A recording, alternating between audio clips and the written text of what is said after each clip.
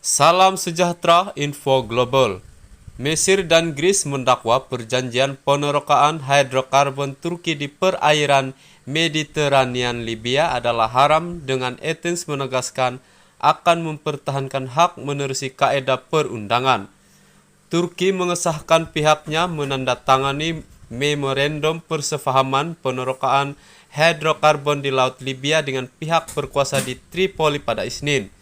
Menteri Luar Greece Nikos Dendias ketika bertemu rakan sejawatnya dari Mesir Sami Sokri di Kahira berkata perjanjian itu mengancam kestabilan dan keselamatan di Mediterranean.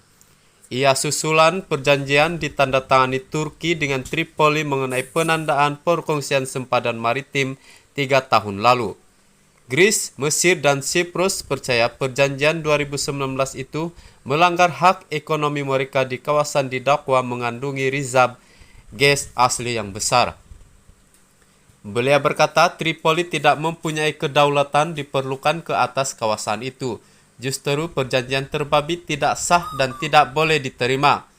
Kami akan menggunakan semua kaedah perundangan untuk mempertahankan hak, katanya. Sementara itu, Sameh mendakwa mandat pihak berkuasa di Tripoli tamat tempo dan kerajaan Tripoli tidak mempunyai keabsahan untuk menandatangani perjanjian.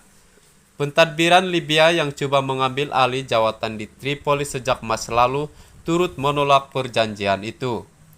Perjanjian Isnin itu dibuat berdasarkan persetujuan ditandatangani Ankara dan pentadbiran sebelumnya yang berpengkalan di Tripoli pada 2019 ketika pemuncak pertempuran rampasan ibu negara oleh ketua tentara di timur Khalifa Haftar.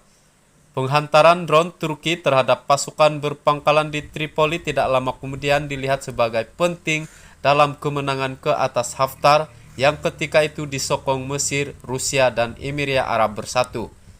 Pertikaian hak ke atas sumber hidrokarbon Libya menjadi lebih sengit tahun ini susulan lonjakan harga tenaga global.